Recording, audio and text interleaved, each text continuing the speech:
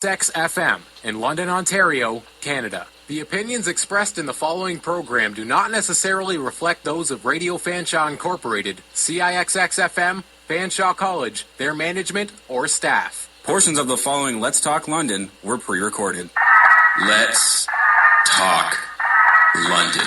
I think that it's very important. I think the government does need to consider formulating laws that will protect workers in Canada. We've had guys like Crosby out there clocked at over 40 kilometers an hour. The long and short answer is absolutely. I'm so excited. This is Let's Talk London with Amanda Bell. You really do have a big responsibility on your hands. What do you plan to do about it? On 106.9, The X. Exotic animals have been on display at Storybook Gardens for 55 years, but last month officials said they were moving away from a zoo format and had found a new home for the seals in St. Louis. And on June 8th, 2 of the 4 seals, 12-year-old Nunavut and 11-year-old Atlantis, died en route to St. Louis in Indianapolis, where they had stopped to provide treatment at a facility in Fort Wayne. On June 13th, the St. Louis Zoo announced the death of the eldest seal, 19-year-old Cri Cri, who was still in care of the Indianapolis Zoo and had also developed health issues around the same time as the other 2. The last remaining seal, 18-year-old Peanut, arrived safely in St. Louis on June 9th and appears to be in good health and is finishing out her 30-day quarantine period. I'm going to try and take you through this journey from the very beginning. I'm giving you all the details I could find so that you can form your own feelings about this. I attended the meeting at City Hall on January 23rd myself, where council members along with Storybook Gardens agreed to transfer the 4 female harbor seals to a better, safer, and more natural home, a sea lion exhibit at the St. Louis Zoo in Missouri, which is set to open June 30th. They were to join 11 other sea lions in the 1.5-acre habitat. I'm now speaking with manager of Storybook Gardens, John Riddle. John, how did you feel when you heard of the news of the seals passing away? Initially, we were completely shocked. We had no expectation whatsoever that when we first heard back from St. Louis that there would be anything but great news that they'd all arrived safely in their homes. So it came as a great surprise for sure. Have you spoken to any of the city officials to kind of find out how they're feeling about the situation or where their heads are at regarding this whole thing? I haven't, no, other than when we held our news conference, Mayor Fontana came out to offer his condolences to the city, basically on behalf of himself and the City of London. Just it's a sad day for all of us, but I haven't had any conversations of that nature, no. We're waiting to receive information. The necropsies have been performed. What we're told is that it will take a few weeks to receive the full reports back from those operations. So we'll wait to receive some more information when it's available. There's been lots of speculation, but nothing conclusive. I think that anybody has determined yet. We've on our side of things from Storybook Gardens, the St. Louis Zoo, Check, who are our partners in these moves. I would say that we've all been kind of breaking down the steps from A to B to try to identify some possible causes, and we haven't found anything yet. So to offer possibilities as to what the cause might have been, I think at this point is premature. How have you been dealing with the negative comments and negative opinions? Well, I would say, for the most part, the majority of the opinions that have been expressed directly to us and from people in the park have been supportive. Certainly there's all types of reactions to this news. It's everyone's saddened by it. There's been some anger. There's been support. There's been sympathy. Right across the spectrum. In terms of, I don't really have an opinion to venture at this point with respect to whether it was the right decision or the wrong decision. The decision was made. I think it was made, as you mentioned, for the best interests of the animals, trying to provide them with the best possible home. That was done successfully for all of our other animals, and for unknown reasons, at this point, there was a tragedy during this transfer, and we're very sorry for that. What's the future looking like for Storybook Gardens? Yeah, we have a number of new features that have been begun. As our other animals were transferred out, then we started work on replacing those spaces with other features for the park cast. Just based on the timing of it, because it is June, we don't want to get going on a construction project to replace the seal pool at this point. It would be pretty disruptive for our summer visitors. So we're still weighing our options for what's going to be moved into that space, with the hopes that we can get going on a replacement project in the fall. There's been a lot of talk about possibly creating that seal pool into a human pool for people to enjoy. Has there been any talk about that at all? Yeah, it's been raised. That's a possibility. It's not, it's got some challenges to do that. So, again, we want to make sure that we only have really one opportunity to kind of remake that space. So we want to make sure that we're weighing all of the options carefully, and that we proceed with a new attraction that will be enjoyed by the majority of our visitors. What would be your kind of comforting message to people who are still kind of upset about the ordeal? Mm-hmm. It's a challenge, no question. We've been working through a lot of emotions here at the park among our own staff, who certainly cared for and loved and looked after those animals on a regular basis, and they'll be sadly missed.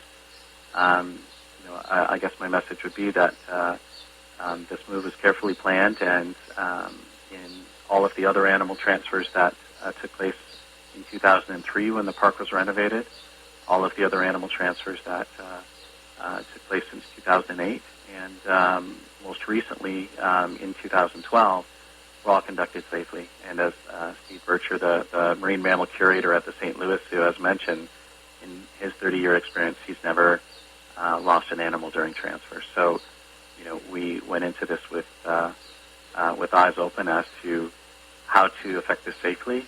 We're still looking for answers as to what might have gone wrong. But again, the move was done intending to provide the best possible place for the seals to live. John Riddle, manager of Storybook Gardens here in London.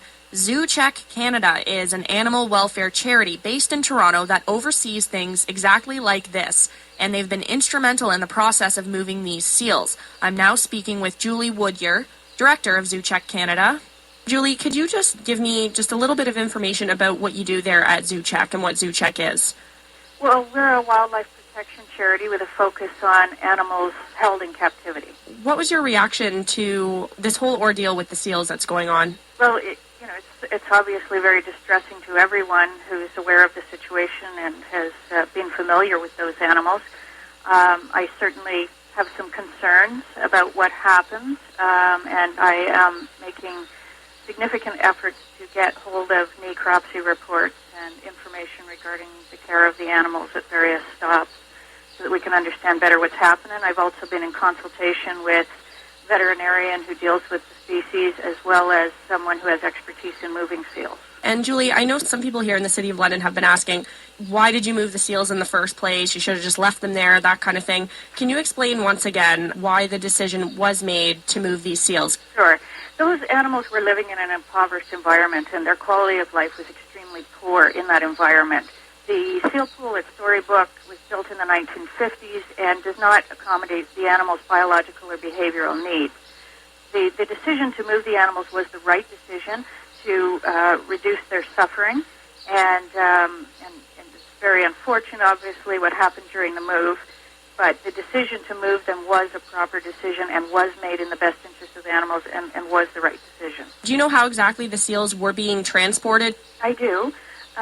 They were in a trailer, which was air-conditioned, brand new, apparently, being towed by a truck. The crates are what you call open-air crates. So there was a plastic tub in the bottom of it that might have been about 6 inches deep, and the sides and ends of the crate were meshed to allow airflow. It's important to understand that with seals, it's not an issue of keeping them wet as much an issue of keeping them cool. They, of course, haul out in the wild, and their skin dries off regularly and so on. But the species has evolved to live in a cold climate, and their bodies can't release heat. And, they're made that way or they've evolved to that state because they live in a cold environment. So they store heat, whereas they do not release heat easily. So it's very critical to keep them cool. Zoo Check has been a part of helping these seals every step of the way. You guys came up with the money to help do this. Can you just describe Zoo Check's part in this from the very beginning? Yeah, well, first off, we never ended up paying for this move because the end of the day, the two zoos decided to work together, and they signed a legal agreement between the two of them. So the St. Louis Zoo actually paid and was responsible for the entire move. Initially, it is true that we were going to pay for all animals to be moved, but as the process progressed, Storybook and St. Louis worked together on the transportation plan and so on. So St. Louis, at the end of the day, was responsible for the move and paid for the move. The only thing that we paid for in relation to the seals was actually to have the veterinarian come and assess them months ago, long before the move. Other than that, though, all the rest of the animals we did pay for. We developed the transportation plans in consultation with various experts. They were all sanctuary facilities, and we paid for all of the rest of those animals' moves, and we participated in all of those moves. And just to note, those animals are all doing very well at the various sanctuaries. Julie Woodyer with Zoo Check Canada. This is Let's Talk London on 106.9 The X. We're talking about the deaths of 3 Storybook Garden seals. And coming up, we'll hear more about animals in captivity and from a world-renowned marine veterinarian. Let's Talk London. You're listening to 106.9 The X. I'm Amanda Bell, and today we're talking about the deaths of 3 Storybook Garden seals. We've heard from Storybook Gardens and Zoo Check Canada, and I wanted to find out more about animals in captivity. On the Let's Talk London line is Vicki Van Linden, Director of FOCA, Friends of Captive Animals. Vicki, can you just describe FOCA a little bit for me and explain what it is that you guys do? Well, we are a small local grassroots group. The mandate that we've chosen for us is to advocate on behalf of animals who live in captivity for the purpose of entertainment. And that includes, of course, main groups are zoos and circuses, but, other sorts of display as well. If there's an animal that is captive so that people can go and look and be entertained, those are the animals that we've chosen to advocate for. And certainly that includes all of the animals, including the domestics, at places like Storybook Gardens. Can you explain the differences between those two types of places where animals can go? Well, that's a really good question, Amanda. And first, there is a huge difference in that sanctuaries do not bring animals into captivity, cause their captivity, breed animals for captivity for the purpose of having a business. Sanctuaries respond to the captivity problem, and captivity is a problem.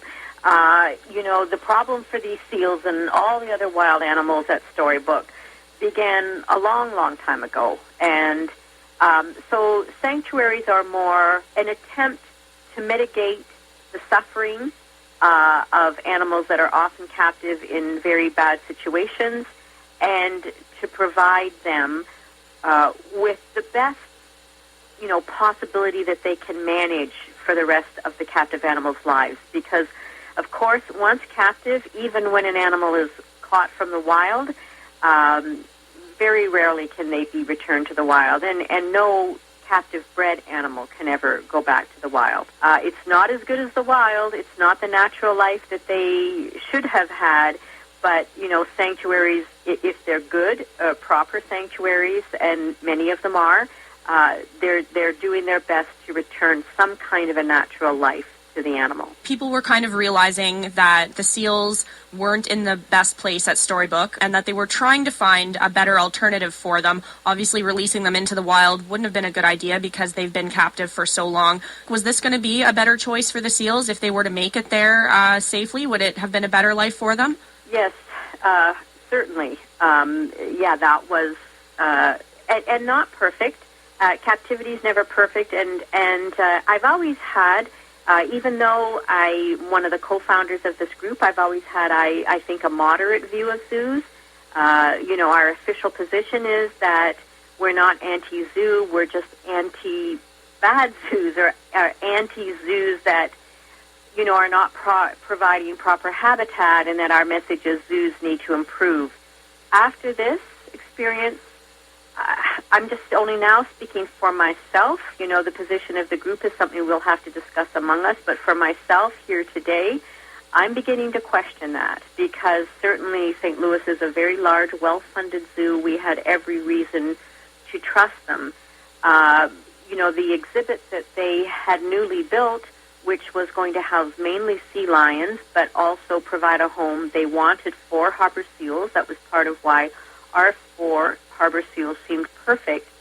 And it was a much larger facility that had a much larger exhibit that had specific features that ours do not have. And believe me, the design of the pool at Storybook Gardens is wrong in really every way.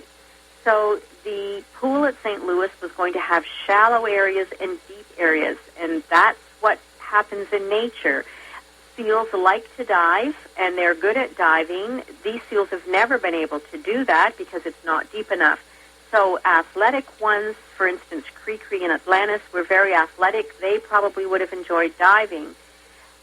Peanut would be, I'm not sure what the term is. I was going to say sedentary, but I think sedentary is probably not a term to use for seals. But Peanut was a very reserved seal. We were always concerned for her when we observed her because she was active, she swam around, but there was a big difference in her level of activity, even though Cri Cri was older by about a year. And Peanut isolated a lot. Peanut wanted to often remove herself from view and seemed to want to take shade. We can't say what it was that she was looking for, but we observed that she would often submerge under the rim where she had greater privacy and greater shade. So whether it was one of those or both of those that she was seeking, she certainly frequently would remove herself from the pod. So we were happy that Peanut was there were going to be a variety of haul-out areas. That's the term for when seals come up on land. And what is really needed for captive seals is a variety of haul-out areas. Vicki Van Linden, director of FOCA, Friends of Captive Animals, giving us some great details on harbor seals, specifically the 4 girls that were living at Storybook Gardens. That's what we're talking about here today on 106.9 The X. This is Let's Talk London. I wanted to know what you thought of this entire incident with the Storybook seals, so I've gone to Twitter and I found tons of comments and varying opinions. At Michelle Agatha says, now that the seals have died, I think we can all agree on what a terrible idea it was to move them from Storybook Gardens. Sad, sad day. At Crowley's comment says, and the moral of the story is never take animals away from their comfort zone. And at Denise Testa says, I've not said it yet, but I will say it now. The death of our 3 Storybook seals hurts my heart. Well, it certainly hurts my heart too, but it's time for us to take an in-depth look of the science behind marine mammals. Right now on Skype, I have Dr. Mel Richardson, all the way from his home in California, a veterinarian with lots of experience in working with captive animals. Can you tell me a little bit about your experience and what you've been doing the last few years? I did occasional consulting for performing animals. That had been called to look at the eyes on a sea lion when the Ringling show came through. They were having some problems with the sea lion, and they asked me to come over and look at them. So, and then I went from there to I went into private practice, primarily because I was growing really disenchanted with what animals in captivity living in cages, how it was affecting their lives. And as a veterinarian, you want to prevent illness and prevent disease if you can, at least I do. And as a zoo vet, I thought, well, if I can prevent all these problems, then I could kind of almost work myself out of the job.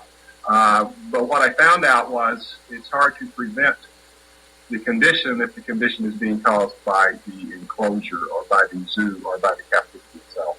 So it made me take a real look at what I was doing and decide, am I doing the right thing? Could you maybe just give me a little bit of your opinion on what you think is going on here? Sure. When ZooCheck first contacted me and told me the situation, and told me, the scenario. And since then, the scenario has been in the press, and I've read everything so far that's come out of St. Louis and come out of Canada.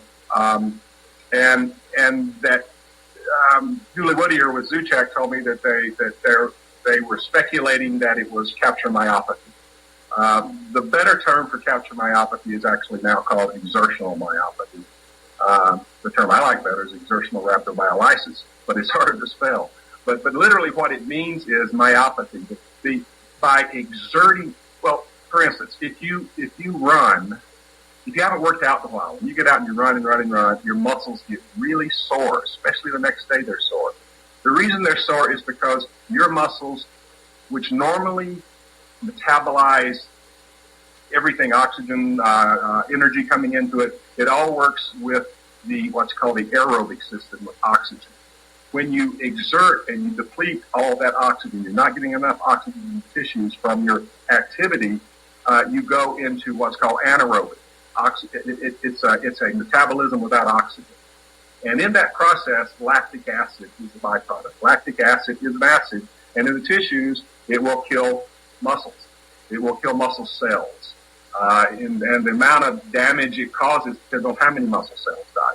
So that's why you're so sore the next day. That's why the muscles ache. They take a while to get back together because you've gone into anaerobic, without oxygen, metabolism in your muscles, and the byproducts that built up from it can be a problem. Well, exertional myopathy can occur in animals. If you think about it, a prey animal, a harbor seal is a prey animal. They're food for the whales and the sharks. A prey animal is to its advantage when it feels in stress to the fight or flight syndrome is flee, keep going, get out of here. And they will do that. And in a captive situation where you're holding them in a net, where you're trying to physically restrain them, they will keep fighting until they go into this exertional myopathy. It can occur. If it's severe enough, the heart's a muscle too, and it affects the heart as well.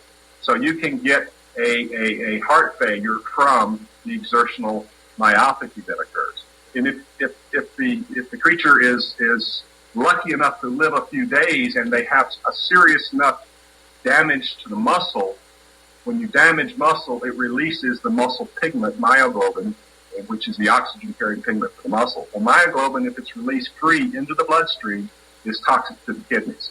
So even if you get them through a few days or even a week or so, some of these animals will then die from renal failure. If anything could have been done differently, was there anything that could have prevented this from happening? It's very difficult to say since we don't have the final word. You know, I make an assumption that the haulers that moved these seals had done it many times before. That's the first thing I would look at is the actual people that had the truck, the people that were keeping the truck ready to go, the people that were involved. I understand one of the curators was with them, and from what I've read in the reports in the news, seems to be satisfied that things were done correctly. If I were to gamble, and I don't gamble, but if I were to gamble, I would be looking really hard at did they, even for an hour or two, get heated up.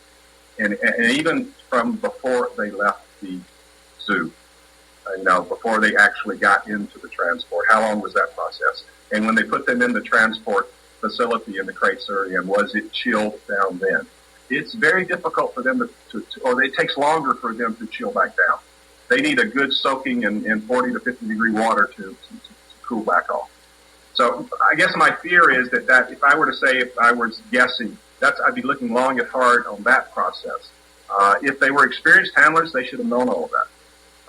And the people moving them, they should have known all of that. And I would assume that they did without having knowledge that they did not. Dr. Mel Richardson, veterinarian out of California and captive animal expert. This is Let's Talk London on 106.9 The X. I hope that Peanut, the last of the four seals, can enjoy a happy life at her new home in St. Louis despite losing her friends. And I'm sure there is a lesson to be learned from this. I'm honestly just not sure what it is yet. But tune in next Sunday at 4 p.m. to 106.9 The X and Let's Talk London. If you